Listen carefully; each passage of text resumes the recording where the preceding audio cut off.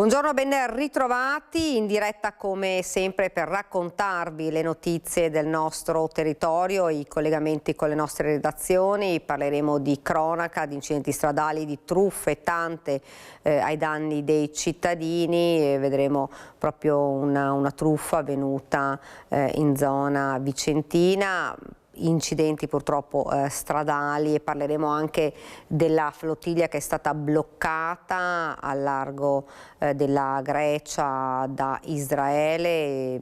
All'interno delle imbarcazioni c'era anche un militante di Django trevigiano di cui non si hanno più notizie. Parleremo di questo e di tanto altro durante questa prima edizione, ma partiamo proprio con la cronaca e con gli incidenti stradali, perché è morto dopo 2 giorni di agonia in ospedale a Siena un giovane 25enne di Montegrotto Terme a Padova, coinvolto in un gravissimo incidente lungo la 1 in Toscana. Ancora ricoverata la fidanzata. L'auto sulla quale viaggiavano è stata travolta dal carico di un tir. Un tragico appuntamento con il destino. Erano le 17 di lunedì quando Pietro Bellato, 25 anni, residente a Montegrotto Terme con la famiglia, mentre percorreva l'autostrada A1 in Toscana, in auto con lui la fidanzata di 24 anni, è stato travolto dal carico di bobine di carta di un tir che, dopo aver perso il controllo, era prima sbandato in carreggiata per poi riversare il materiale su quella opposta. L'incidente è avvenuto all'altezza di Sinalunga, tra le province di Arezzo e Siena. Il mezzo pesante viaggiava verso Roma e i 2 fidanzati verso Firenze. Subito si è capita la gravità delle ferite riportate dai 2 che, estratti dalle lamiere dai vigili del fuoco, sono stati portati in ospedale a Siena. Pietro Bellato con l'elisoccorso.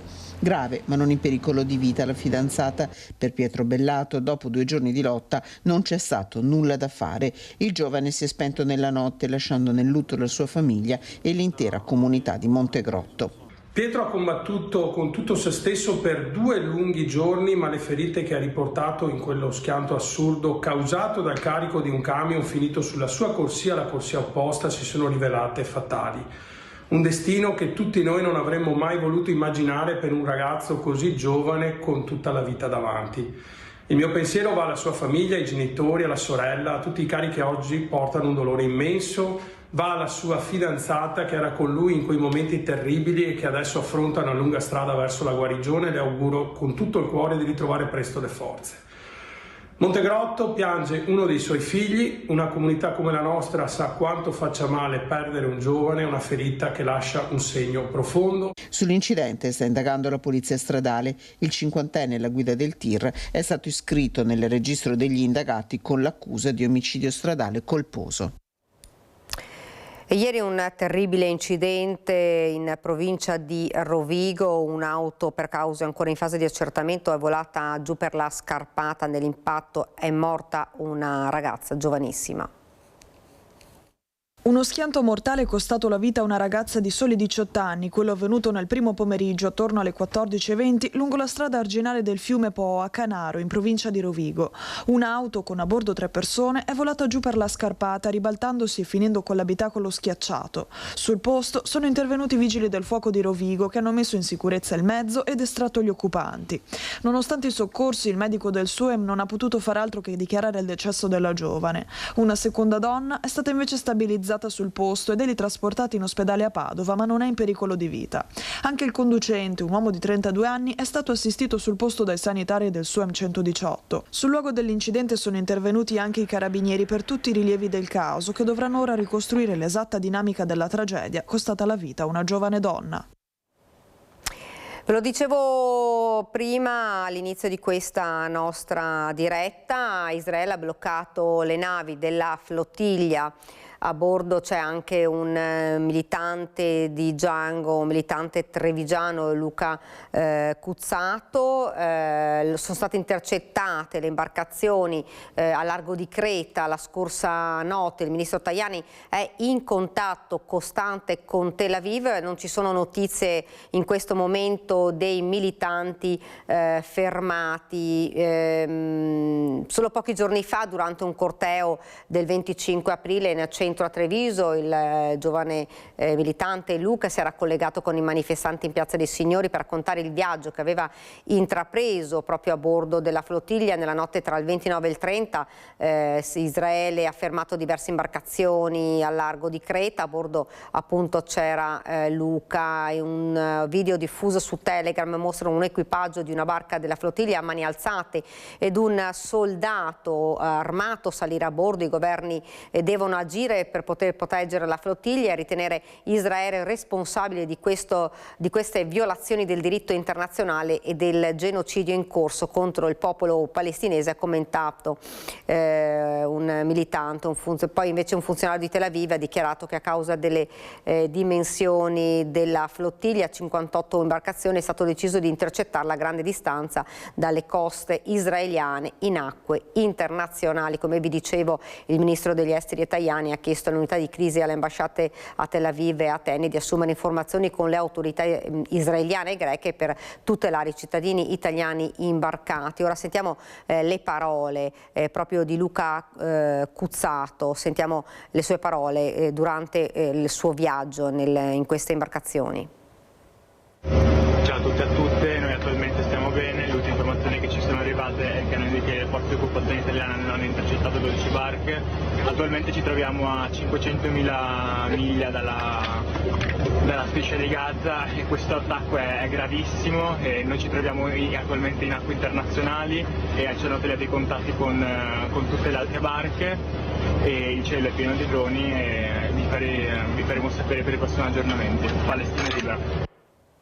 Come vi dicevo, ancora non si hanno notizie dei militanti che sono stati fermati a bordo delle imbarcazioni. Ovviamente appena avremo notizie ve le forniremo. Noi cambiamo ora argomento, andiamo in zona bassanese dove finti carabinieri hanno messo in atto una serie di truffe, l'ennesime, perché purtroppo tante sono le truffe in questo periodo, con due nuclei familiari caduti nella trappola. I delinquenti hanno usato la voce sicura, modi gentili e una storia credibile. Così si sono presentati come carabinieri e hanno messo a segno 2 truffe ai danni di anziani nel quartiere 25 aprile a Bassano. Nel primo caso la vittima è un uomo di 80 anni. Tutto parte da una telefonata. Dall'altra parte un sedicente militare che parla di controlli e verifiche dopo furti in zona. L'anziano viene così convinto ad aprire la porta, nonostante fosse inizialmente reticente. Poco dopo arrivano i complici, in pochi minuti riescono a farsi consegnare contanti e gioielli, con la scusa di metterli al sicuro o verificarne la provenienza. Poi la fuga. Stesso copione nel secondo episodio, ai danni stavolta di una coppia, sempre di anziani. Anche qui la telefonata preventiva, poi l'arrivo dei falsi carabinieri. I truffatori chiedono di visionare denaro e preziosi, arrivano perfino a fotografarli. Una volta ottenuta la fiducia si impossessano di tutto e spariscono. Un copione purtroppo consolidato. Le vittime solo dopo si rendono conto dell'inganno e danno l'allarme. Chiamano i veri carabinieri che iniziano le indagini e stanno raccogliendo testimonianze e verificando eventuali collegamenti tra i 2 colpi. Stanno visionando telecamere della zona. L'allerta è massima. I referenti di quartieri e le forze dell'ordine invitano alla prudenza. Maurizio Franchetti, presidente del quartiere 25 aprile, ripete che carabinieri e polizia non telefonano mai. Nessun carabiniere o poliziotto chiede denaro o gioielli. Il consiglio è chiaro: non aprire a sconosciuti e chiamare subito il 112 e il 113 in caso di dubbi. Ed ancora un tentativo di truffa ad un'anziana, questa volta a Padova. La donna però in questo caso non si è persa d'animo e con l'aiuto di un'amica è riuscita a far fuggire un 16enne napoletano che è stato subito denunciato dalla polizia. La sua auto è stata coinvolta in una rapina, raduni tutti i gioielli che ha in casa, che mandiamo un collega a prenderli. È iniziata così la telefonata del finto truffatore. Da una parte del filo il criminale, dall'altra un'anziana di 85 anni che vive a Montà. Sconvolta dalla notizia, ma anche dubbiosa, perché la sua auto era ferma in garage da tempo e le risultava strana questa cosa, nonostante fosse al telefono, la donna ha chiesto aiuto alla vicina di Pianerottolo mentre stava radunando i suoi preziosi. 75 anni la vicina si è precipitata nell'appartamento dell'amica e qui hanno atteso l'arrivo del finto maresciallo. Entrato in casa, quest'ultimo è stato sottoposto a un fuoco di fila di domande, tanto che, vista la malparata, il giovane, un sedicenne napoletano incensurato, ha ben pensato di darsela a gambe. Peccato per lui che fuori, ad attenderlo, ci fossero gli agenti della squadra mobile di Padova che lo stavano seguendo da quando, intorno a mezzogiorno, era sceso dal treno in arrivo da Napoli in stazione. Per il sedicenne è scattata una denuncia per tentata truffa aggravata. Il giovanissimo è stato inviato in comunità in attesa di essere riaffidato ai familiari.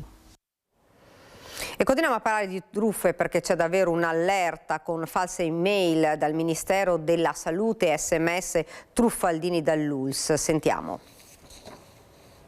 Attenzione alla truffa delle false email dal Ministero della Salute e dei falsi SMS dell'ULSS. È la stessa azienda sociosanitaria ad invitare i cittadini a prestare attenzione in caso di ricezione di messaggini sospetti che invitano a richiamare l'ULSS per importanti comunicazioni relative a prenotazioni, vaccinazioni o ancora per altre necessità legate ai servizi sanitari. Il numero da richiamare in realtà è a pagamento e spesso inizia con il prefisso 89. Si tratta di comunicazioni che non partono dall'ULSS. Il numero da richiamare ha l'unico scopo di erodere il credito telefonico dell'utente, con costi anche molto elevati per pochi secondi di chiamata. L'ULSS 7 non utilizza numeri a pagamento e invita i cittadini che dovessero ricevere simili comunicazioni a segnalare con una mail all'indirizzo info.sicurezza@ulss7.veneto.it. Nel caso del Ministero della Salute, invece, girano email fraudolente che invitano a rinnovare la tessera sanitaria o ad aggiornare il fascicolo sanitario tramite un link. In realtà si tratta di tentativi di truffa informatica per sottrarre dati personali e sensibili, anche bancari. Ed ora una notizia di cronaca che vi leggo. Il presidente del gruppo Universe, Sandro Veronesi, è rimasto coinvolto in un incidente aereo nei cieli della Francia il 24 aprile scorso. Veronesi, 67 anni, viaggiava su un aereo da turismo assieme ad un 56enne italiano. Il velivolo si è schiantato in un campo nel comune nel Dipartimento dei Pirenei Atlantici. L'ultraleggero era decollato dall'Orléans, ma sono emerse difficoltà che hanno costretto il pilota ad un atterraggio di emergenza utilizzando il paracadute di frenata. Il muso dell'apparecchio si è piantato però nel terreno del campo, ma i due italiani sono riusciti ad uscire autonomamente dal velivolo con qualche lesione, qualche scoriazione, nulla di grave. Sono stati comunque soccorsi e portati in ospedale. Il gruppo Universe, formato e guidato da Sandro Veronesi, con sede a Dossobuono nel Veronese, è un colosso dell'intimo che controlla vari marchi come Calzedonia. Questa è la notizia in ANSA. Ed ora invece torniamo a parlare di una vicenda che ha davvero lasciato una comunità sotto shock, quella di Carbonera in provincia di Treviso, dove un tabaccaio è stato picchiato, addirittura morso, da un gruppo di giovanissimi che sta seminando il panico nella zona. Noi oggi siamo andati a sentire proprio le parole della vittima e anche degli amministratori comunali. Sentiamo.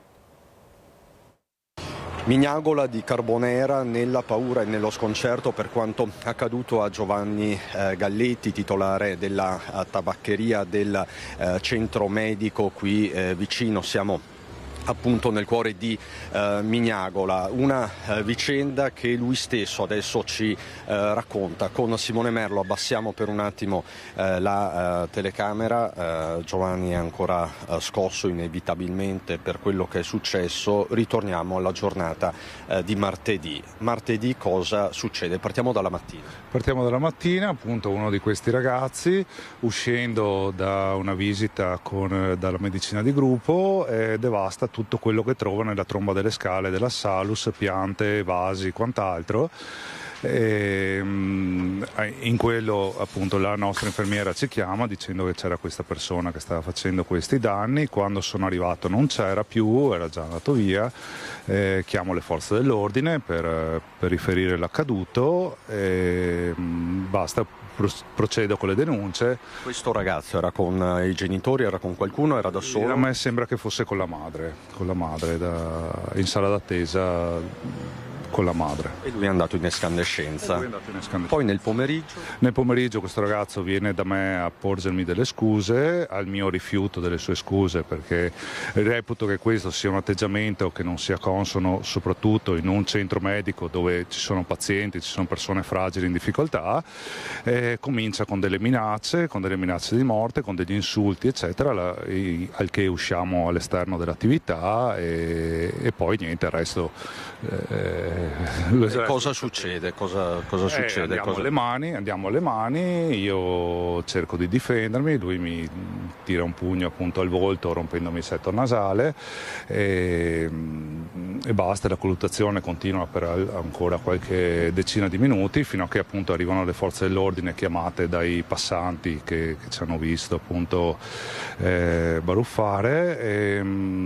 Ecco, c'è da dire che non è venuto solo a chiedere le scuse, è venuto con altri 3 amici che tutti e 3 hanno contribuito alla colluttazione. Quindi nel complesso in quanti erano? Erano in 3.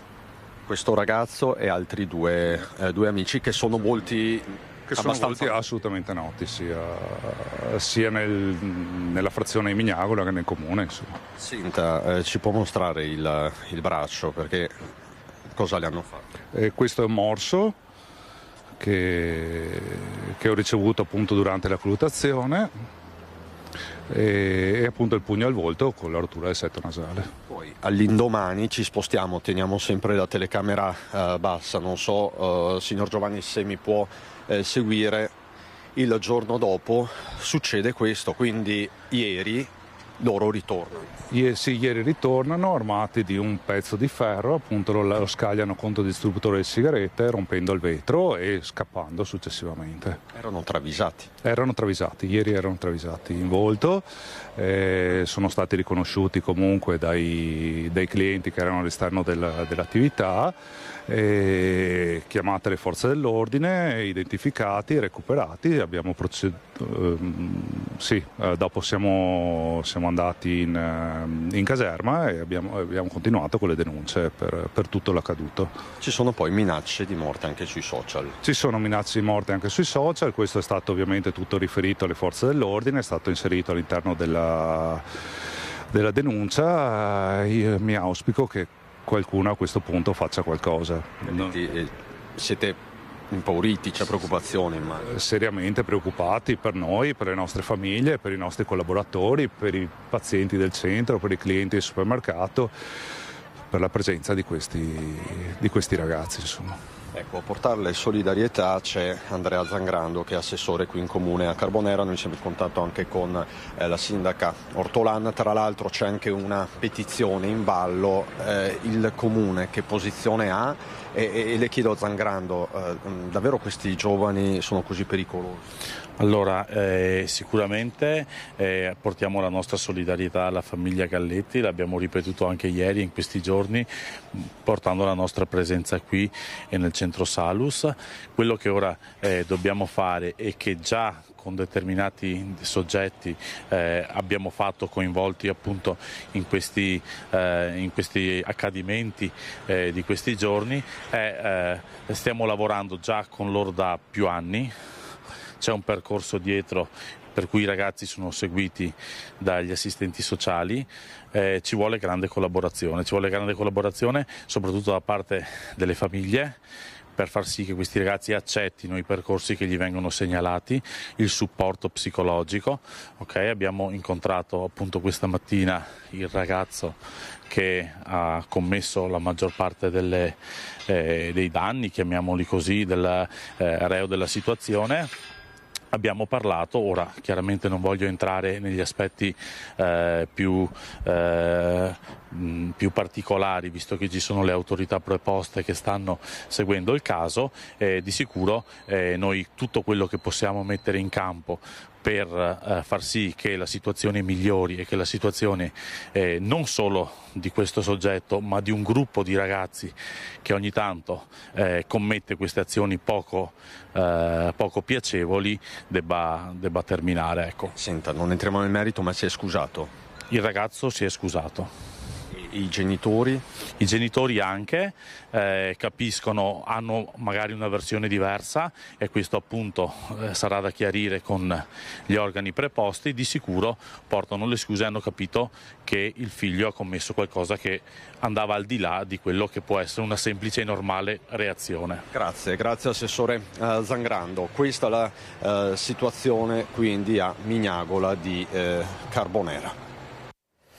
Grazie davvero a Christian Arboit e Simone Merlo per la parte tecnica. Noi continuiamo a parlare di aggressioni, ma ci spostiamo nel Vicentino con una svolta nelle indagini sul grave ferimento del sedicenne ad Arzignano, i responsabili denunciati dai carabinieri. Svolta nelle indagini sull'accoltellamento di un sedicenne magrebino e sul ferimento dell'amico bangladese di 17 anni colpito con un cacciavite in zona cinema ad Arzignano sabato sera. I carabinieri della stazione della compagnia di Valdagno hanno identificato i componenti del branco. Si tratta di adolescenti albanesi, protagonisti della spedizione punitiva. Decisivi i filmati delle telecamere e le testimonianze raccolte nelle ore successive all'aggressione. I responsabili, tutti giovanissimi, sono stati denunciati a piede libero alla Procura dei minori di Vicenza e la loro posizione adesso è al vaglio del giudice. L'aggressione, nata per futili motivi, ha portato al grave ferimento del sedicenne, ancora ricoverato in prognosi riservata al San Bortolo di Vicenza. È l'ennesimo episodio di violenza giovanile che vede coinvolti immigrati di seconda generazione.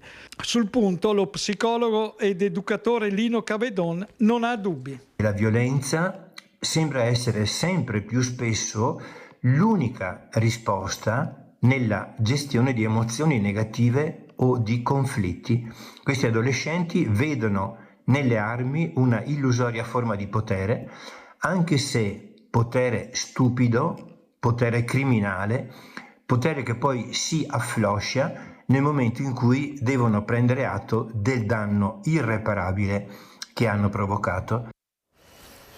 Rimaniamo sempre a Vicenza e torniamo a parlare della rapina in pieno centro storico. La polizia è intervenuta e ha denunciato un tunisino accusato di aver utilizzato lo spray urticante contro la sua vittima.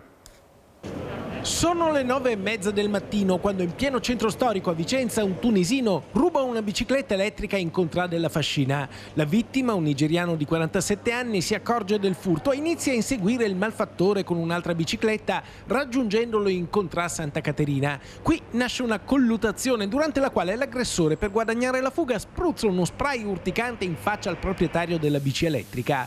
Quando arriva la polizia sul posto, il nigeriano è scosso e con gravi difficoltà respiratorie. Per questo viene portato all'ospedale San Bortolo. Il tunisino di 31 anni viene perquisito. Addosso a 2 coltelli tascabili, mentre la bomboletta spray viene trovata abbandonata vicino a dove si è consumata l'aggressione. La polizia sequestra al tunisino un cellulare, 3 paia di occhiali da vista e sportivi, un tagliacapelli elettrico, una confezione di fanali, un braccialetto e 5 orecchini dorati, una collana di perle nere e un ginder con residui di polvere bianca.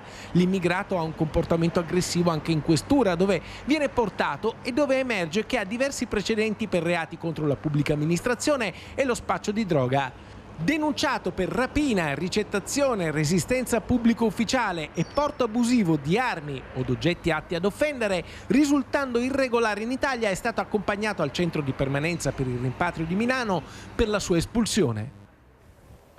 Ed ora parliamo di una piaga che preoccupa non poco tutti, ed è quella del gioco d'azzardo. Sentiamo quali sono i numeri a livello nazionale anche nel Vicentino. Lo facciamo con Luisa Bertini e Simone Squarcina.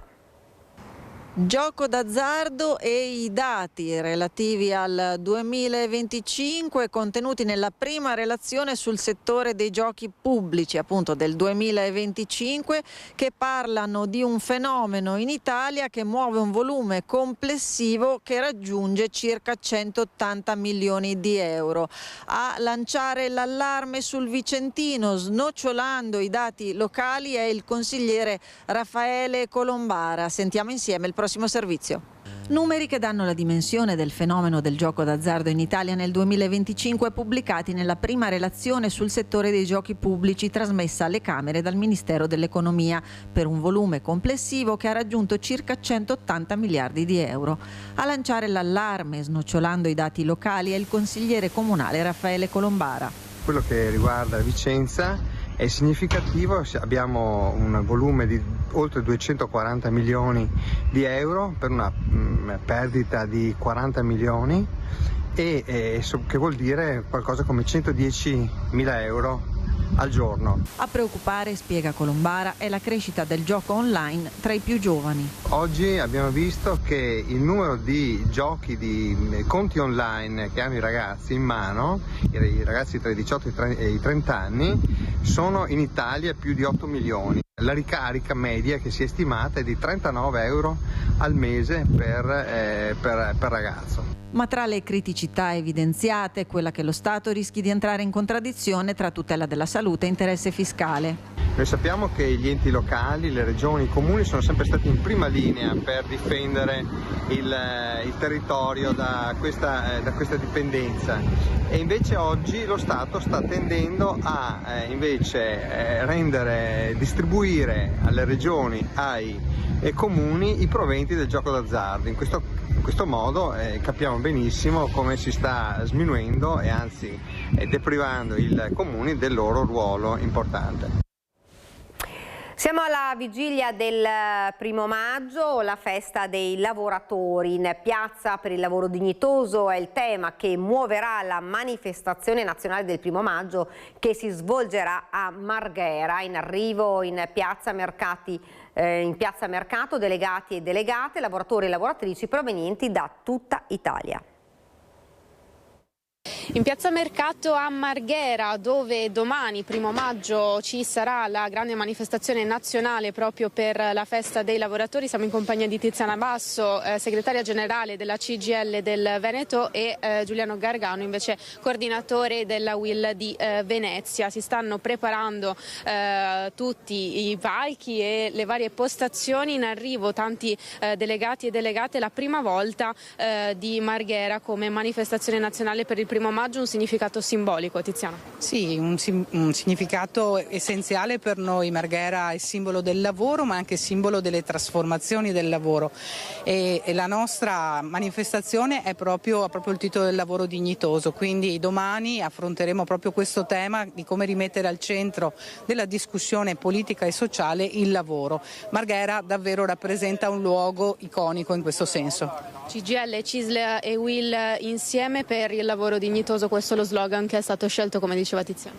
È un tema importantissimo e la scelta di Marghera conferma. Marghera ha segnato la storia industriale di questo paese nel secolo scorso, ora è alle prese con una grande e profonda trasformazione. Dobbiamo capire quale sarà il futuro, ma c'è un futuro per il lavoro che, come dice lo slogan scelto per la manifestazione di domani, deve essere dignitoso, ben retribuito, poco precario. Questa è la lotta unitaria di tutti i sindacati, Tiziana? Sì, portiamo avanti dei temi fondamentali che sono quelli appunto delle retribuzioni, che devono essere dignitose e devono permettere alle famiglie di vivere dignitosamente, appunto, del lavoro sicuro, perché appunto anche nella nostra regione questo è un tema fortissimo. Purtroppo il numero degli infortuni mortali e gli infortuni gravi sono pesantissimi nella nostra regione, di un lavoro appunto che torni al centro della discussione, che veda essere riconosciuto da tutti il suo valore. Venezia si fa anche Marghera, in questo caso portavoce di quelle che sono anche le richieste dei lavoratori, quindi la sicurezza è un lavoro dignitoso anche a livello salariale. Ma certamente sono i temi che caratterizzano l'attività del sindacato in questo momento. Siamo alle prese con una discussione col governo proprio su questi temi. Non possiamo fermarci a renderci per esempio all'ineluttabilità degli infortuni sul lavoro. Noi abbiamo detto anche oggi rispetto a un incidente che c'è stato ieri che dobbiamo indignarci, non ci si può più arrendere al fatto che gli infortuni, le morti siano una conseguenza della corsa al profitto e al guadagno. La sicurezza, la dignità devono essere al primo posto per tutti, non solo per i sindacati, anche per le aziende, per i lavoratori e per le istituzioni. Fanno gli auguri per il 1° maggio di solito, quindi cosa auguriamo? Auguriamo che il lavoro sia sempre più dignitoso, come dicevamo, ed è lo slogan di quest'anno. Dignità vuol dire rispetto dei contratti, rispetto delle persone, rispetto dei tempi, rispetto della retribuzione. Il mondo si sta trasformando, abbiamo il tema dell'intelligenza artificiale che è anche nel sottotitolo di domani, che non può diventare un pretesto per licenziare, deve essere qualcosa per accompagnare lo sviluppo. Grazie Giuliano. Tiziana, un augurio anche da parte tua per questo 1° maggio. Un augurio alle lavoratrici e ai lavoratori per un salario dignitoso, per una retribuzione giusta, perché il lavoro appunto sia sicuro. Auguriamo però anche a chi ha lavorato, quindi anche alle pensionati e ai pensionati, di avere anche loro dignità in questo percorso. Domani sentiremo le voci delle lavoratrici e dei lavoratori, ma anche dei pensionati, per portare al centro questa discussione. Quindi davvero un augurio di cuore perché nella vita il lavoro torni ad avere questa dignità e questa centralità. Così dunque da Marghera e da Piazza Mercato è tutto. Grazie davvero a Eddie Kaliman, noi andiamo avanti e vediamo come si svolgerà la manifestazione in Piazza Unità invece a Trieste, sempre la manifestazione del 1° maggio.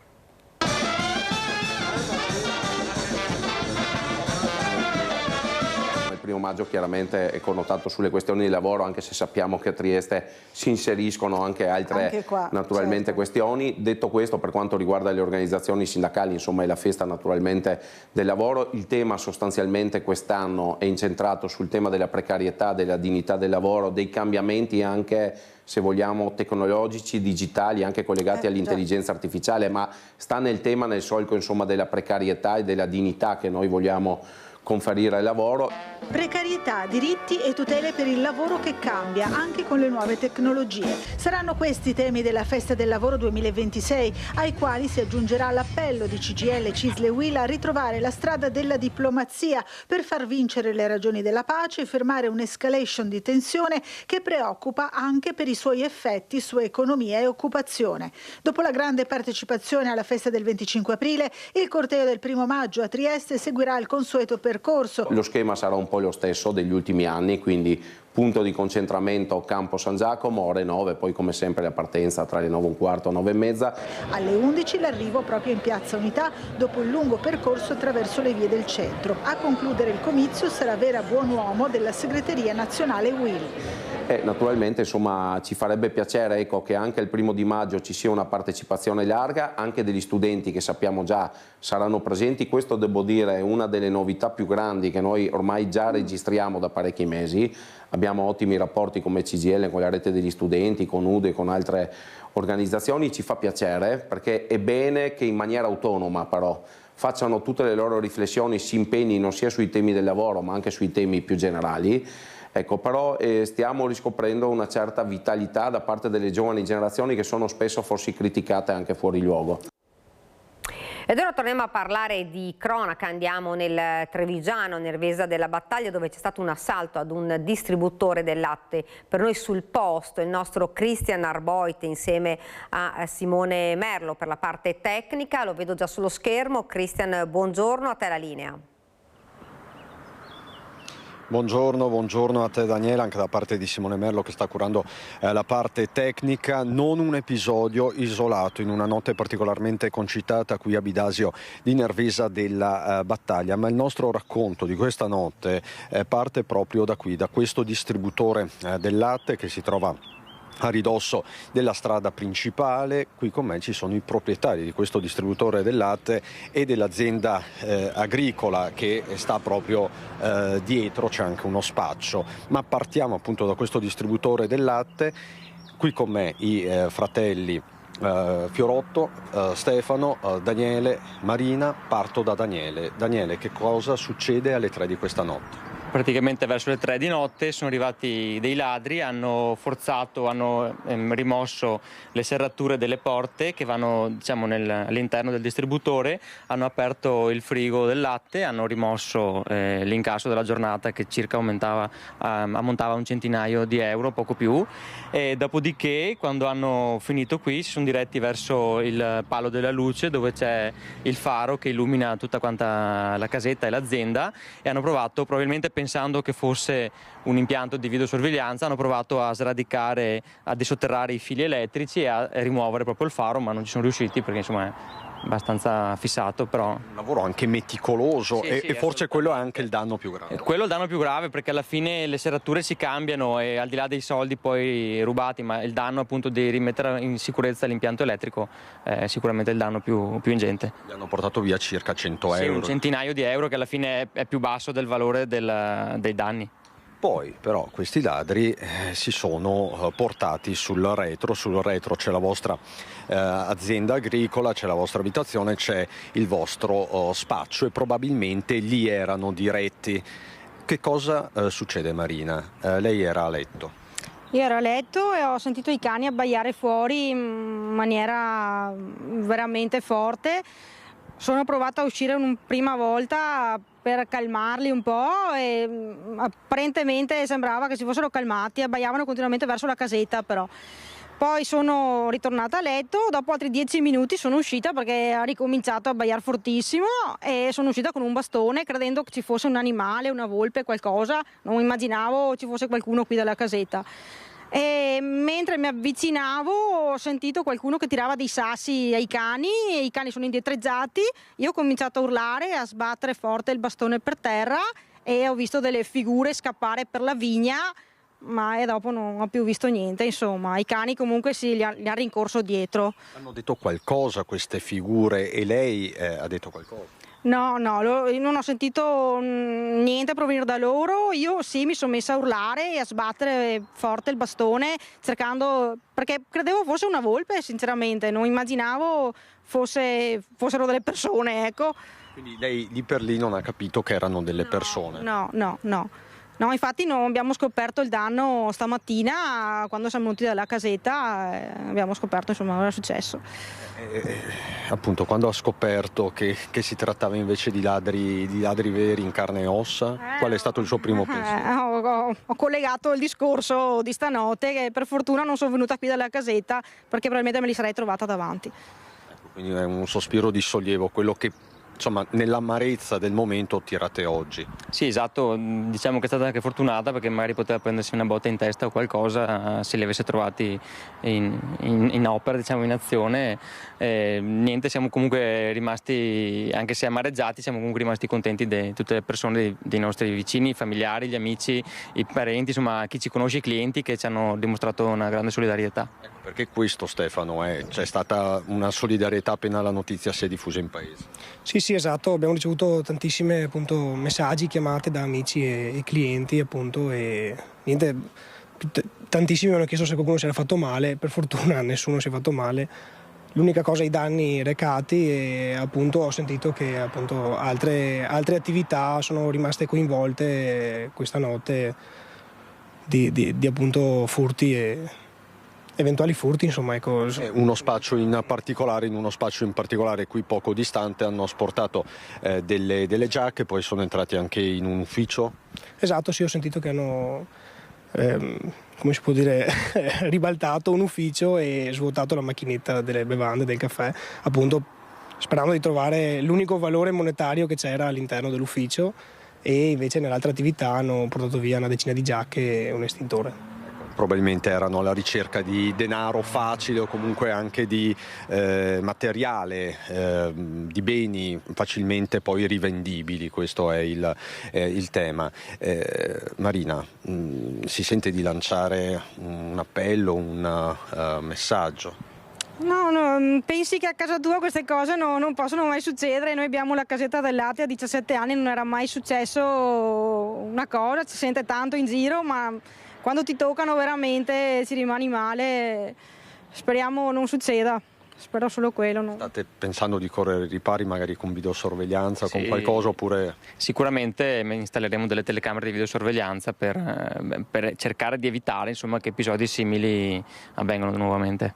Questo è perché poi alla fine questi episodi, per quanto bene vadano, lasciano sempre un segno, Stefano. Sì, esatto. L'unica maniera sarebbe prevenirli, perché appunto, però pur di prevenirli con telecamere, luci sulle zone appunto più suscettibili ai furti, però purtroppo più di quello non si può fare. Ecco.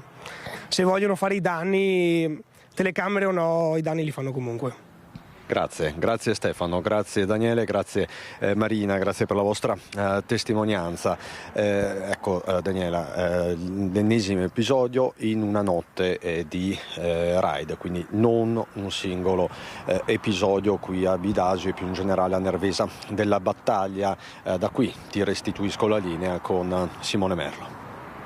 Grazie davvero a Cristian Arboite e Simone Merlo. Noi continuiamo a parlare, abbiamo sentito furti ma anche rapine, il grande lavoro delle forze dell'ordine per riuscire a identificare questi malviventi. Da Vicenza la Polizia di Stato ha individuato e indagato 2 uomini per rapina aggravata commessa lo scorso febbraio, a riconoscere i presunti aggressori a distanza di mesi, la vittima in pieno centro.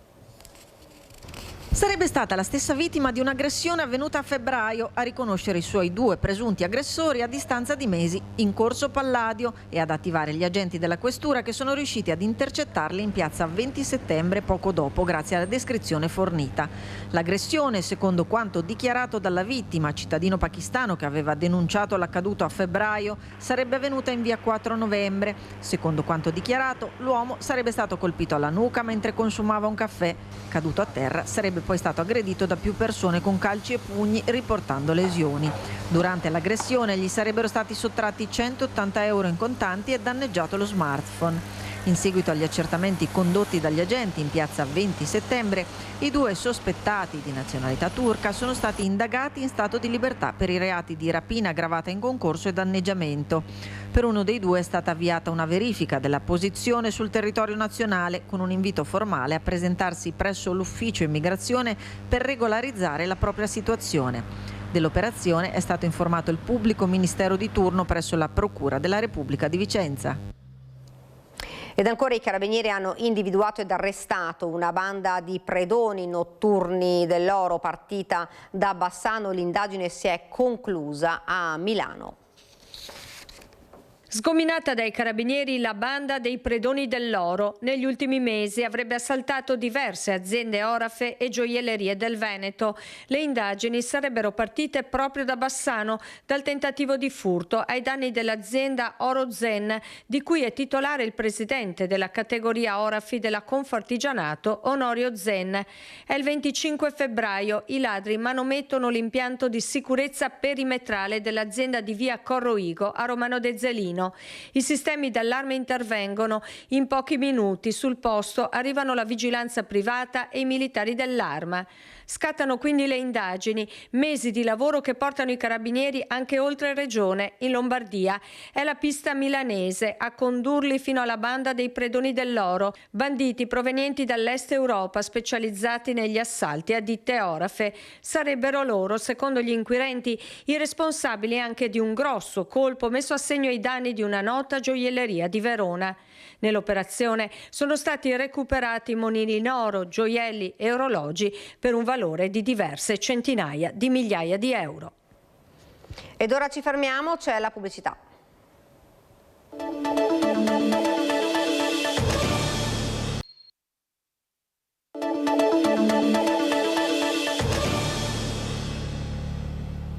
Siamo tornati nuovamente in diretta ed ora parliamo, ne abbiamo parlato spesso dei rincari della guerra causata dalla guerra nel Golfo, e uno dei prodotti che riflette su questa guerra nel Golfo è uno dei prodotti più amati, che è il gelato. Si rischiano rincari nelle materie prime e anche nelle vaschette, ma ce ne parla la nostra Chiara Gaiani insieme ad Andrea Benetti per la parte tecnica, che si trovano ad Albignasego. Chiara, buongiorno, ti vedo già sullo schermo. Buongiorno, a te la linea. Daniela, buongiorno ai telespettatori di Rete Veneta. Siamo all'interno della gelateria di Daniele Dall'Antonia, che ringraziamo, che è mastro gelatiere e anche presidente dei mastri gelatieri del Veneto per Conf Artigianato. Lo dicevi, rincari che arrivano in un momento in cui peraltro la situazione si era stabilizzata dopo tutti gli aumenti che vi abbiamo raccontato in questi anni dopo il Covid. Da quest'anno sembrava finalmente che la situazione fosse arrivata a un punto fermo, addirittura c'erano delle diminuzioni dei costi. La guerra in Iran vi ha dato il classico colpo, la cosa che non vi aspettavate. Sì, buongiorno a tutti. Dopo il Covid ci sono stati continue ondate di aumenti del costo delle materie prime. Abbiamo visto aumentare dalla frutta, il latte, le uova, il cioccolato, il cacao addirittura triplicato del proprio valore. E quest'anno per la prima volta, i primi mesi, c'erano i primi segnali di miglioramento, tanto che abbiamo visto alcune aziende del nostro comparto applicare delle scontistiche e ridurre i propri listini. Con questa crisi in Iran siamo ritornati totalmente indietro e abbiamo visto delle comunicazioni, ci sono state comunicazioni da parte di imprese, soprattutto nel settore del packaging e delle plastiche, dovute sia al costo della materia prima sia all'aumento delle spese del trasporto su ruota. Ecco, per esempio uno dei prodotti su cui temete il rincaro maggiore sono i pistacchi, vengono dall'Iran. Esatto, l'Iran è uno dei maggiori produttori, se non il maggiore produttore mondiale, e quindi stiamo vedendo, perché già era un prodotto, la frutta secca, che ha avuto dei forti rincari, stiamo tendendo, essendo anche uno dei gusti che si vendono poi di più in gelateria. Ecco, dato che ci siamo, siamo il 30 di aprile, la stagione sta per iniziare, in questa gelateria qual è il gusto che va per la maggiore, qual è il gusto in realtà che va per la maggiore tra i suoi clienti? Allora nella nostra gelateria vanno particolarmente bene i cioccolati. In questo momento abbiamo appena fatto anche il Golden Coffee Crumble, che è un cioccolato, quindi non solo il cioccolato classico ma anche gusti ricercati, con ad esempio questo è un cioccolato caramellizzato. Poi i pistacchi, la frutta secca fanno sempre da padrona. Ecco, ci saranno degli aumenti visto quello che sta accadendo, o per questa stagione potremo mangiarci un buon gelato così con il prezzo che ha avuto fino ad adesso? Allora, quest'anno noi abbiamo fermato i prezzi, quindi per tutto l'anno il prezzo sarà questo. Ovviamente siamo a tutte orecchi, guardando un po' la situazione del mercato e anche vedendo quale sarà il futuro dei costi delle materie prime e anche dell'energia elettrica. Bene, allora ringraziamo Daniele Dall'Antonia, ci ha dato una buona notizia, lo ringraziamo per averci ospitato, ringrazio per la collaborazione tecnica il collega Andrea Benetti. Da Albignasego la linea Daniela può tornare a te. Grazie davvero a Chiara Gaiani e Andrea Benetti per la parte tecnica. Quindi avete sentito rincari nelle materie prime, rincari anche del carburante. Noi siamo andati a sentire che cosa pensano i cittadini proprio per i rincari dovuti alle guerre. I cittadini chiedono interventi al governo soprattutto per limitare efficacemente le speculazioni.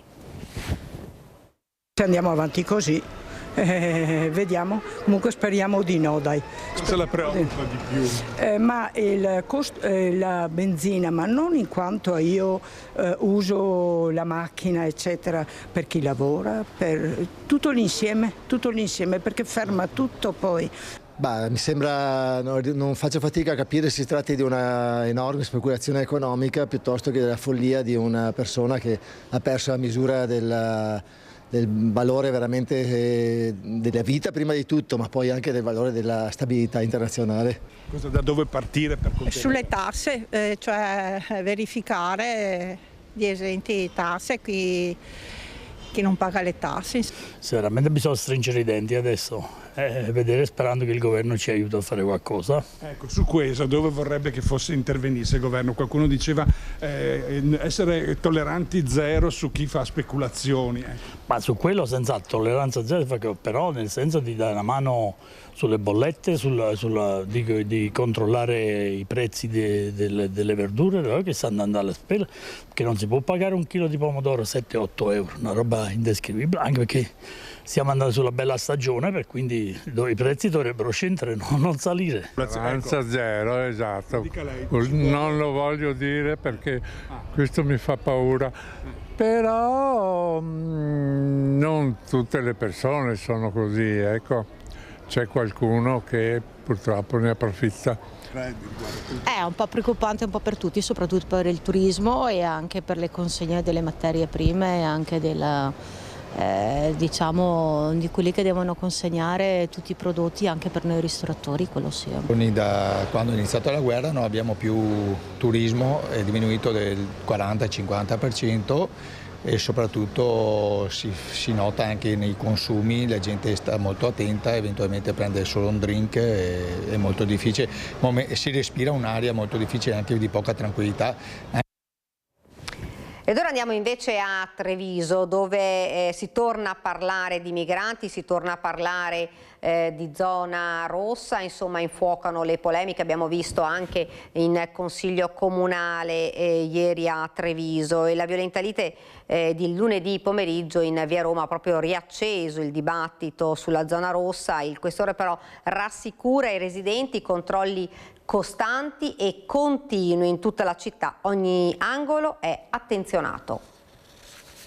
Il controllo in sinergia con tutte le altre forze dell'ordine è continuo, costante, e la nostra presenza sul territorio, ovviamente dislocata in vari punti, è sempre continua e con una massima attenzione a tutto quello che accade nelle varie zone del territorio, oltre che nella zona rossa. Il questore di Treviso rassicura i cittadini sull'efficacia della zona rossa e sulla sinergia tra forze dell'ordine sul fronte controlli, dopo quanto accaduto lunedì sera in via Roma, e sulla lite tra due ragazzi stranieri nell'angolo con via Orioli, ripresa da alcuni residenti. Torna Alessandra Simone, che ribadisce il tempestivo intervento delle volanti secondo il protocollo previsto in questi casi, poi puntualizza. Si trattava di un alterco tra due persone, le altre persone che sono intervenute hanno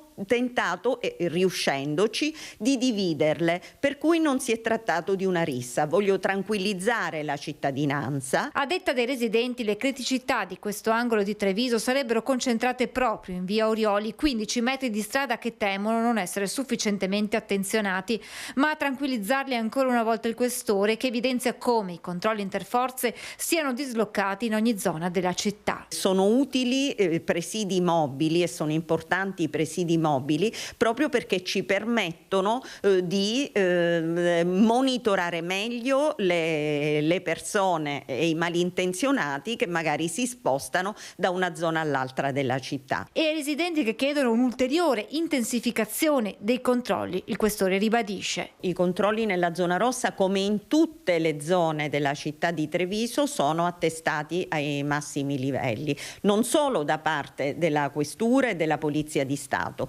ma anche da parte delle altre forze dell'ordine.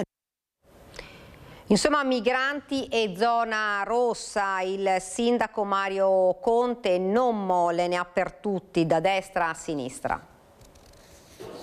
Se invece di fare i sit-in si dessero da fare per trovargli una casa, per trovargli un lavoro, forse farebbero qualcosa di più buono per l'umanità, però la politica è questa, no? Chiacchierare, urlare, sbandierare, scaricare i problemi sul sindaco. Non arretra di un millimetro Mario Conte nei giorni e nelle ore in cui il nodo migranti, dopo gli sgomberi e le proteste, continua a dividere la città. Domani c'è l'ennesimo vertice in prefettura, proprio a conferma che c'è una parte istituzionale che sta lavorando seriamente sul tema dell'immigrazione, e poi ci sarà qualcuno che continuerà a protestare sotto i portici. Ma per il Comune il punto è anche un altro e pare sia di forma che di sostanza. Chi sono questi ragazzi? Formalmente non lo sappiamo, nessuno di loro si è rivolto al servizio inclusione o allo sportello immigrazione del Comune, non si sono rivolti direttamente chiedendo un ricovero per la notte, neppure alla Caritas, al centro ascolto. Nessuno è stato portato ai servizi, questo secondo me è un dato importante, quindi inviterei le associazioni a fidarsi delle istituzioni e a ricondurre le persone, ovviamente in un lavoro con il volontariato proficuo, ma dove l'istituzione non solo ha un ruolo, ma può essere di supporto. L'altro fronte, non del tutto scollegato, riguarda la zona rossa, con l'ultima violenta lite tra stranieri in via Orioli, cui era presente tra gli altri l'avvocato Fabio Crea, pronto con altri colleghi a promuovere su mandato di alcuni residenti degli esposti sulla sicurezza dell'area. Anche qui il primo cittadino non ha nessuna intenzione di incassare. Rilevo la denuncia dell'avvocato Crea e sarà mia cura portarla sul tavolo della prefettura. Dispiace però quando l'avvocato Crea, esponente di Fratelli d'Italia, se la prende con la professionalità delle forze dell'ordine, quindi mi dispiace questo attacco al questore, al comandante dei carabinieri, al prefetto, al comandante della polizia locale, perché mettere in discussione la loro professionalità e il metodo di lavoro non credo che vada nella direzione giusta della collaborazione istituzionale. Noi della Lega e io come sindaco portiamo la solidarietà alle forze dell'ordine. Il nodo è chiaramente politico e chiama in causa direttamente gli alleati e i loro rapporti interni. E approfitto di questa denuncia fatta dall'avvocato Crea per chiedere al ministro Nordio che ci siano delle norme più severe, che ci sia la certezza della pena, e approfitto di questa denuncia dell'avvocato Crea di Fratelli d'Italia per chiedere al governo un incremento delle forze dell'ordine nel nostro territorio. Ed ora andiamo invece nel veneziano per tornare a parlare di un argomento che sta facendo discutere e non poco. Le maestre hanno falsificato i quaderni per far risultare mio figlio con problematiche mai riscontrate prima ed ottenere l'insegnante di sostegno. Questa è la denuncia di un papà della Riviera del Brenta.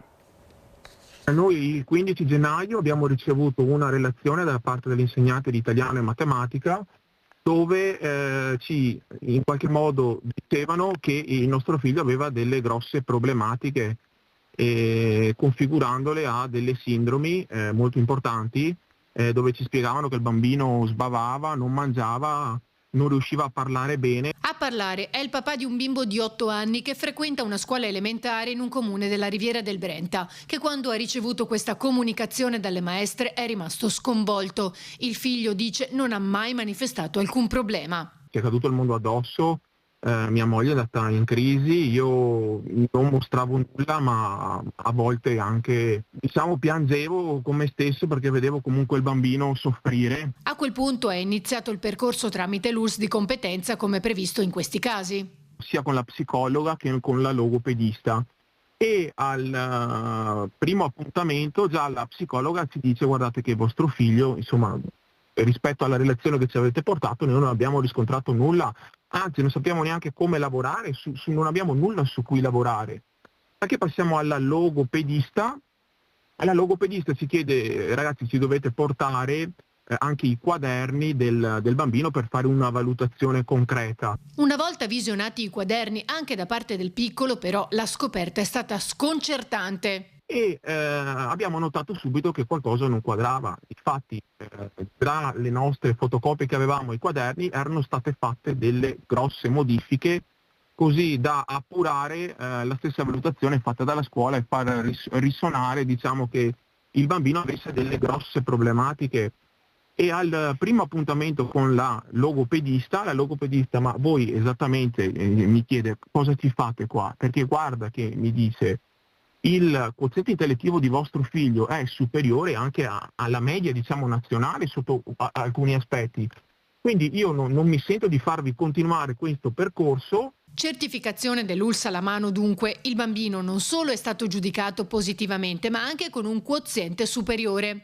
Questa non sarebbe la prima volta che succede, denuncia il papà che si è rivolto a un avvocato. Poi ci siamo rivolti ad un avvocato che ha preso in mano tutta questa situazione E ecco, io volevo sottolineare che durante questo percorso io mi sono prodigato nel capire come mai fosse successo questo a noi, e durante questa mia indagine ho scoperto che molte famiglie anche precedenti all'anno scolastico di nostro figlio hanno avuto le stesse problematiche come la nostra, ma nessuno si è mai esposto come abbiamo fatto noi. E conclude. Abbiamo una classe terza elementare che ha 9 bambini, perché tutti in questi 3 anni si sono ritirati dall'istituto scolastico e hanno proprio cambiato, quindi sono andati proprio via da questo preccio, perché hanno riscontrato delle problematiche evidenti. Ed ora parliamo invece del caso Minetti. È dal Tribunale dei minori di Venezia che la coppia ha avuto l'ok all'adozione italiana nel luglio del 2024.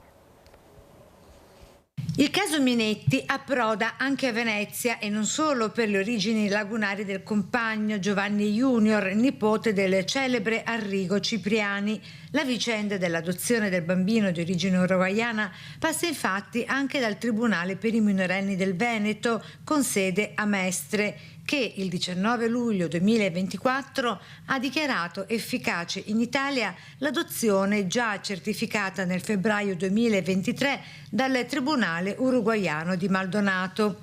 È proprio da questi atti, successivamente avallati anche dal Tribunale veneziano, che emergerebbe il presunto stato di abbandono del minore sin dalla nascita, una condizione che avrebbe portato alla revoca della patria potestà ai genitori biologici, dichiarati decaduti dalla responsabilità genitoriale, aprendo così la strada al percorso adottivo internazionale riconosciuto anche in Italia, appunto, come detto, dal Tribunale dei minori di Venezia.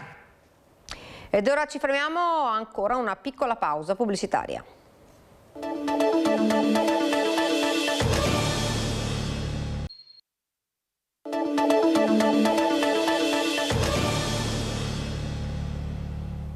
Siamo tornati nuovamente in diretta, sempre in studio, e vi presento l'ospite intanto che ci ha raggiunto qui, che è Anna Dalla Torre, assessore alla mobilità di Marcon. Buongiorno a tutti. Buongiorno. Guardiamo un servizio che poi commentiamo, riguarda Treviso ma non solo Treviso, perché poi è una problematica che hanno insomma un po' tutti gli ospedali. È un progetto però che è partito in via sperimentale per rendere strutturare la presenza di cani e gatti in ospedale durante la degenza dei pazienti, ma anche in occasione delle sedute di chemioterapia. È stato presentato all'ULSS 2 Marca Trevigiana. Cosa che fa sempre tutte le sere a casa, si sdraiava vicino a lei, così. La vedo più tranquilla, più serena e non so, più in pace la vedo, con se stessa. Oltre che tranquillità, io ti vedo che ti dà felicità anche, la vedo, sì. Una presenza ormai indispensabile secondo me, secondo noi, ormai fa parte della famiglia. Elisa Ceschin soffre da quando è piccola di una rara malattia genetica neurodegenerativa. Durante i lunghi ricoveri nel reparto di medicina dell'ospedale di Conegliano, insieme a mamma e papà c'è la sua chihuahua Panni. Si accoccola vicino a lei, poggia il muso sul suo braccio e le sta accanto in silenzio, una compagnia che sa di casa, che le dà la forza per affrontare malattia e cure. Prima di Elisa l'esperienza di Barbara, che dopo una lunga battaglia è riuscita ad avere il suo Labrador Joy accanto durante le sedute di chemio, e che attraverso una lettera indirizzata al presidente Stefani chiede ora che questa presenza sia costante durante la terapia. Due storie diverse ma con lo stesso desiderio: avere accanto a sé l'amico a quattro zampe, una richiesta che potrebbe diventare sempre più frequente tra i pazienti, ed è da qui che nasce il progetto dell'ULSS 2 in un concetto più ampio di umanizzazione delle cure per rendere strutturale la presenza degli animali in ospedale. Partendo dall'area oncologica, e quindi cercare di trovare un setting assistenziale che consenta al paziente di avere il proprio cane d'affezione durante la chemioterapia, e questo prevede però delle verifiche dal punto di vista tecnico ma anche organizzativo che devono consentire sia al paziente che ha richiesto sia agli altri pazienti di poter svolgere e ricevere le cure nel migliore dei modi. Una sperimentazione di 6 mesi che coinvolgerà tutta l'ULSS per poi raccogliere gli esiti e valutarne l'effettiva fattibilità. Andranno individuate stanze adatte ad accogliere i pazienti e i loro animali e personale che li affianchi fuori orario di lavoro. Da qui l'auspicio di una collaborazione con le associazioni a cui è rivolto il bando che sarà presentato la prossima settimana. Le associazioni ci possono aiutare magari facendo una raccolta fondi in modo tale che noi possiamo in qualche modo pagare il personale che si dedicherà a fare questa attività. C'è poi un ulteriore progetto sul quale sta lavorando l'azienda trevigiana, che riguarda la possibilità per sempre più numerose famiglie mononucleo che magari hanno un cane d'affezione durante un ricovero di poter far alloggiare l'animale all'interno di quelli che sono delle strutture su richiesta del paziente o in progetti che coinvolgono reparti di psichiatria, pediatria, centri diurni o comunità alloggio, diverse le attività che vedono cani e gatti al fianco dei pazienti. Studi scientifici hanno dimostrato che la presenza del proprio animale di affezione scatena quell'ormone che si chiama l'ormone del benessere e quindi scatenando questo ormone del benessere contribuisce a rendere meno triste il brutto momento che la persona sta vivendo. Insomma, iniziativa questa importante soprattutto per i pazienti. Anna, tu lavori anche in ambito sanitario, come vedi queste iniziative poi richieste proprio dagli stessi pazienti?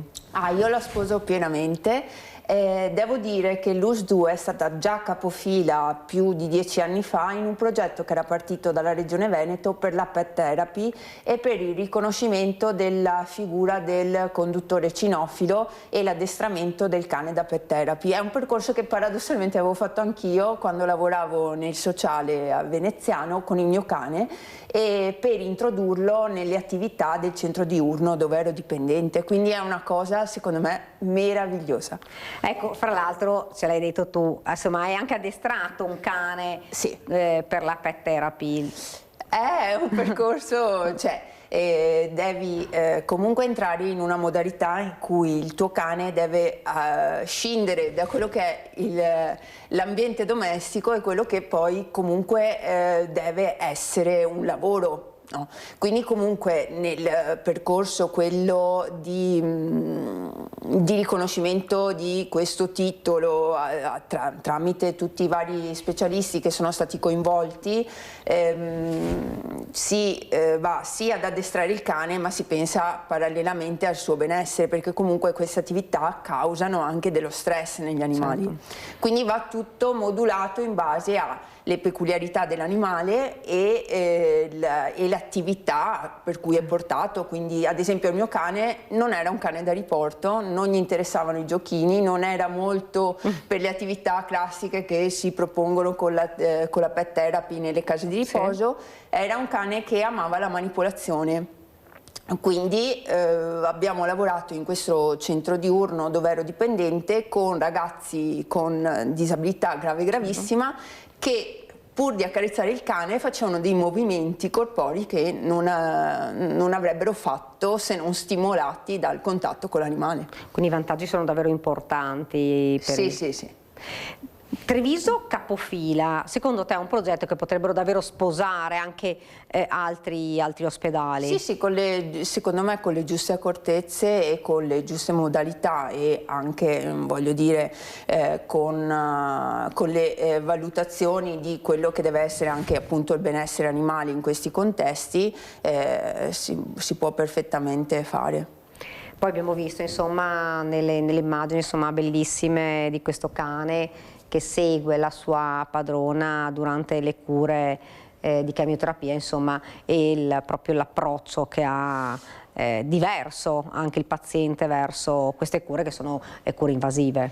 Teniamo anche conto che oltre a questa dinamica in cui abbiamo l'animale d'affezione che ci accompagna, che è già meraviglioso di per sé, sempre di più ci sono sempre più animali che vengono addestrati e vengono affiancati anche a pazienti che hanno determinate patologie e quindi diventano dei compagni di vita, ma anche delle sentinelle sulla salute.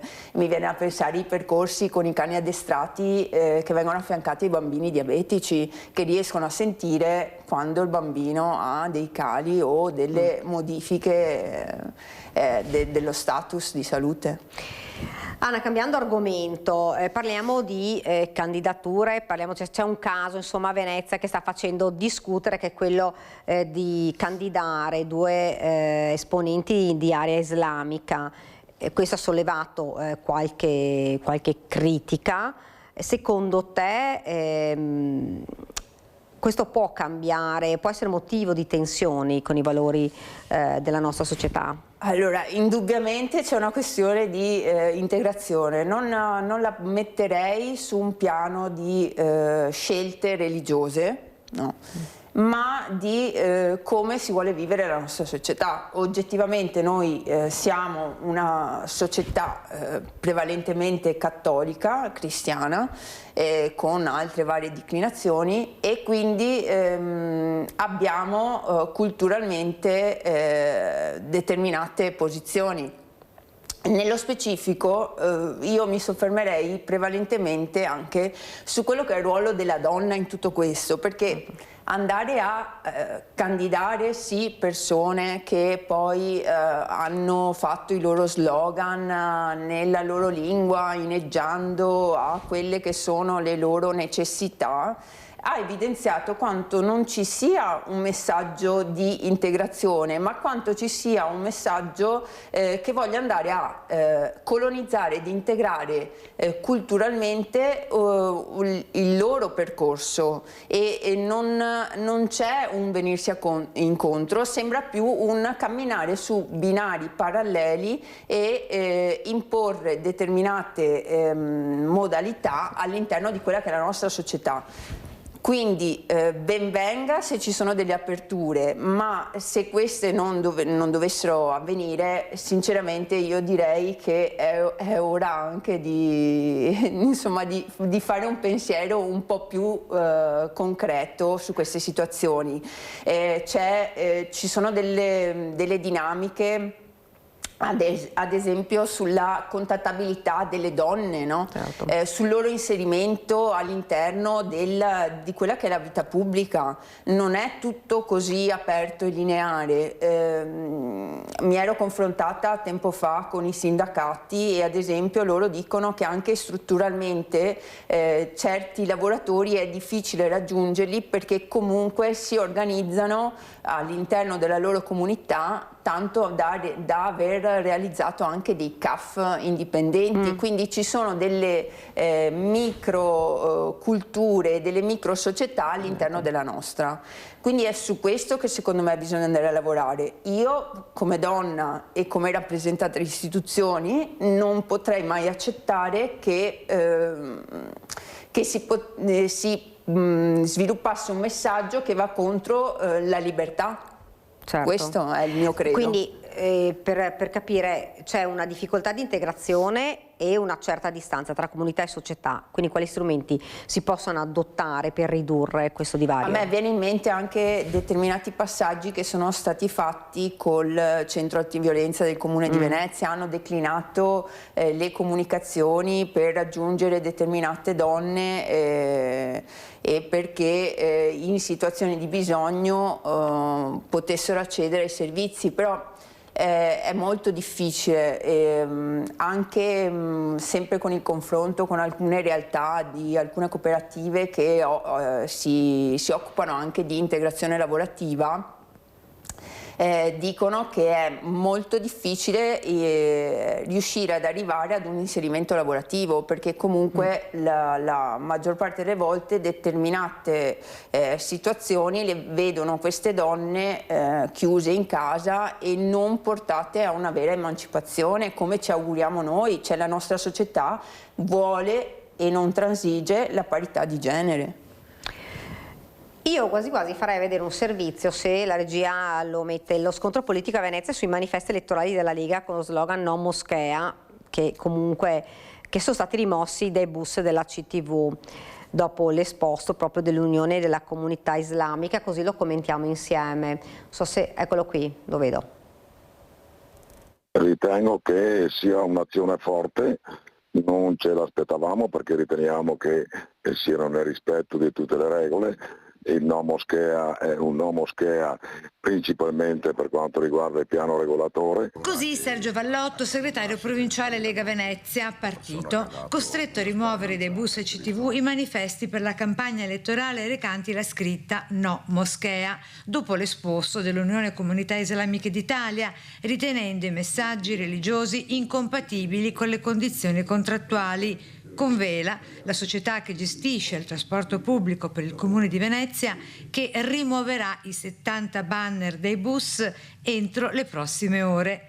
Io non sono a conoscenza dell'esposto, ovvio che noi per attingere manifesti abbiamo un regolare contratto, sono stati valutati sia dal gestore che immagino anche da Vela, CTV o chi per esso, e quindi sono stati affissi perché nulla avevano di contro qualcuno o di razziale o di qualsiasi altra cosa, ma bensì un manifesto ben chiaro sulla nostra idea sulla moschea. Dal canto suo Vela, in un comunicato, fa sapere che dopo attente valutazioni effettuate sulla base dei riferimenti contrattuali vigenti, ne ha disposto la sospensione riscontrando la presenza di contenuti di natura religiosa non compatibili con le regole che disciplinano l'utilizzo degli spazi pubblicitari sui mezzi del trasporto pubblico locale. Al committente è stata contestualmente proposta la sostituzione del messaggio con un alternativo conforme, si legge nella nota, alle condizioni contrattuali in essere. Ma la Lega non ci sta. Ha affittato 2 vele che circoleranno ininterrottamente lungo tutte le vie cittadine con gli stessi manifesti rimossi dagli autobus e non esclude nel frattempo la possibilità di adire o meno per le vie legali. Per il momento non c'è nessuna intenzione di adire nessun tipo di via legale, accettiamo la decisione di Vela o del gestore e quindi vediamo nei prossimi giorni. Insomma, una polemica non tanto fine a se stessa, ma insomma una polemica che sta facendo discutere anche ora. È uno slogan della Lega, cioè nel senso ok la decisione di Vela va bene, però dopo tutto è la posizione che la Lega ha sempre tenuto e preso, non ha detto no Islam, no alla libertà religiosa, ha solo detto no moschea, che è una presa di posizione di fatto del partito identitaria, quindi io difendo anche la loro libertà di esprimersi.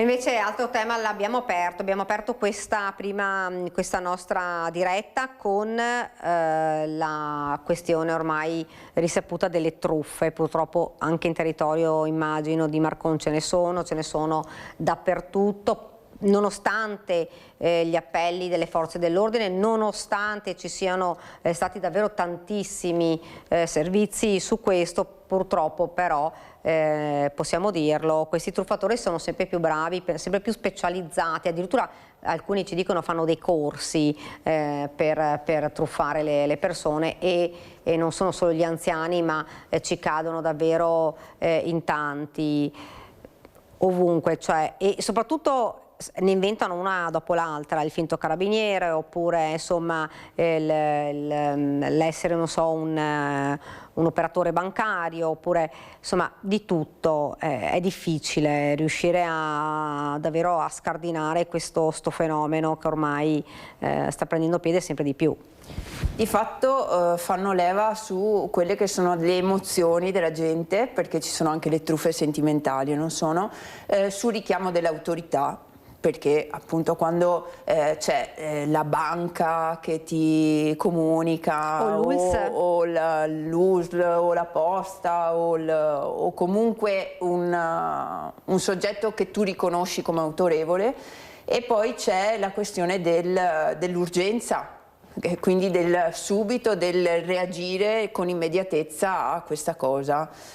sempre facendo leva appunto sulle emozioni, quindi talvolta siamo talmente bombardati da comunicazioni diverse eccetera eccetera, secondo me è difficile essere sempre lucidi. Quindi, e poi ci stanno colpendo effettivamente su più piani, su quello economico, anche delle volte sulla speranza di ottenere di più, perché determinate truffe promettono chissà quali soluzioni e chissà quali risoluzioni magari di problematiche che abbiamo, e quindi vanno a toccarci nel personale. Prima dicevi anche sui sentimenti, ma effettivamente ne abbiamo avute tante di segnalazioni anche qui nella nostra emittente, proprio per chiamate da parte fantomatiche, chiamate, non chiamate, oppure arrivano nel cellulare dei messaggi dal CUP dell'ULSS. Non è un messaggio che arriva dove tu devi entrare nell'app, non funziona così, eppure purtroppo qualcuno entra nell'app e va a finire a dover pagare poi, insomma, davvero dei danni non indifferenti nei conti correnti. A me è successo fatalità con una socia di un'associazione di cui faccio parte. Mi è arrivato un suo messaggio in cui chiedeva se potevo prestarle del denaro perché doveva affrontare una spesa improvvisa. Questo effettivamente è andato a ripetersi con tutti i soci dell'associazione, quindi ci siamo detti beh, forse non è una cosa, e ci siamo confrontati immediatamente e ha bloccato chi le aveva clonato il numero. Vanno anche delle volte a fare leva sul personale, nel senso che entrano anche negli account personali, quindi non solo vanno a truffare tramite l'istituzione, ma anche tra relazioni tra gli individui, insomma. Come amministrazione state facendo qualcosa? Cioè ci sono... All'interno del comune sono state fatte numerose incontri nel corso di questi anni grazie alla stazione locale dei Carabinieri, e quindi il comandante e i suoi uomini si sono impegnati notevolmente in questo, nel comunicare quali possono essere questi tipi di truffe e di declinare soprattutto il messaggio in base anche alla generazione a cui andiamo a parlare, perché numerose sono rivolte agli anziani.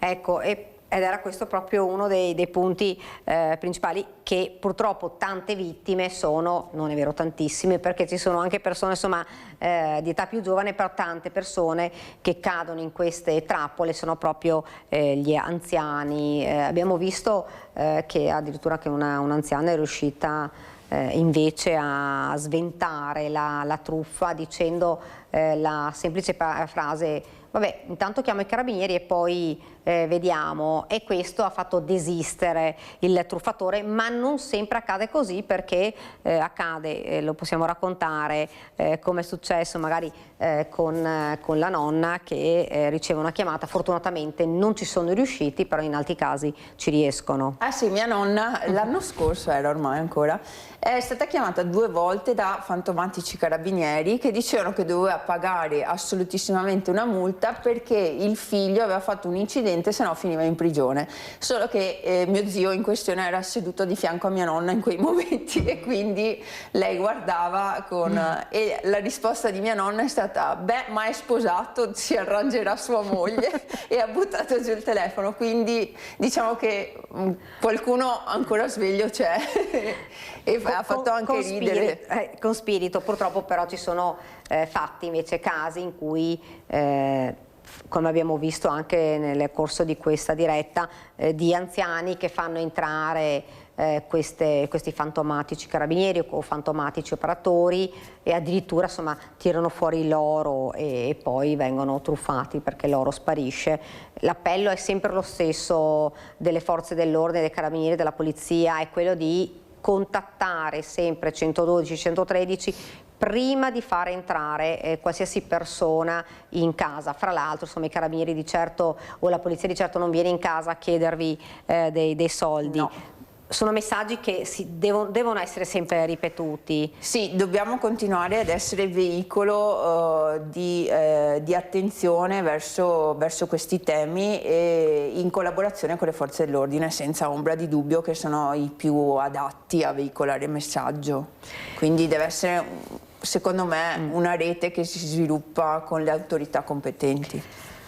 Insomma, stiamo anche arrivando verso la fine di questa edizione, ma volevo anche leggervi una notizia che arriva da Jesolo, che riguarda tutti, perché tanto a Jesolo vanno in tanti, perché c'è una nuova direttiva, eccola qui, dove si dice niente fumo su tutta l'area dell'Arenile durante la stagione balneare, il che vuol dire con la nuova ordinanza 2026 il Comune di Jesolo ha introdotto nuove concrete misure per una spiaggia più vivibile, sostenibile e ordinata, rafforzando regole e servizi lungo il litorale in vista proprio della stagione estiva. Il provvedimento sarà in vigore già da domani, quindi attenzione. Venerdì 1 maggio, tra le principali novità, il divieto di fumo su tutta l'area sabbiosa dell'Arenile durante la stagione balneare. Sarà possibile fumare esclusivamente nelle aree di smoking predisposte dai concessionari dotate di sistema di raccolta e riciclo dei mozziconi. Restano esclusi dal divieto i chioschi ai quali viene comunque riconosciuta la facoltà di aderire volontariamente al divieto previa apposita segnalazione, ma non solo, parlando anche degli amici a quattro zampe, perché c'è anche importante anche la disciplina per gli animali d'affezione. I cani potranno transitare in battigia dalle 20 alle 8 del giorno successivo, nel rispetto delle regole di convivenza e sicurezza. Durante il giorno invece rimangono valide le consuete regole che consentono il transito esclusivamente sulla passeggiata a lungomare. Una novità insomma non indifferente, soprattutto per i fumatori, ma anche per chi insomma, e tanti hanno gli amici a quattro zampe, però insomma per rendere una spiaggia più vivibile. Tornando al benessere animale, io forse adesso porterei il mio cane in spiaggia, però d'estate penso sia una tortura anche per loro a determinati orari, però ci sono tanti che insomma apprezzano questa cosa. E ci sono le spiagge attrezzate per gli animali, quindi hanno comunque il loro accesso garantito anche durante le ore diurne, con le spiagge con proprio la parte acquea che permette anche il bagno.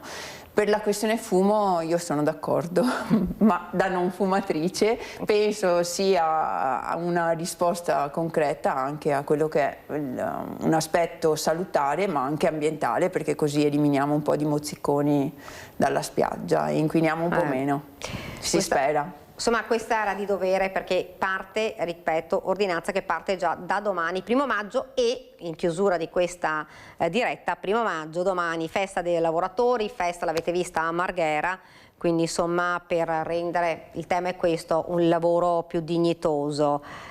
Io sono contenta che si svolga a Marghera e che i rappresentanti delle varie sigle abbiano scelto il Comune di Venezia per la festa a livello nazionale e mi auguro insomma che si continuino a fare i vari aumenti e gli adeguamenti salariali come sta avvenendo in quest'ultimo periodo e che il lavoratore sia sempre al centro del dibattito, anche perché voglio dire, il lavoro rende liberi. Grazie davvero Anna Dalla Torre per essere stata con noi, insomma speriamo di riaverla qua presto. Termina qui questa diretta, l'appuntamento è per domani, grazie davvero per averci, anzi no, domani scusate, 1 maggio, no, l'appuntamento è per sabato, grazie davvero per averci seguito, arrivederci. Arrivederci a tutti.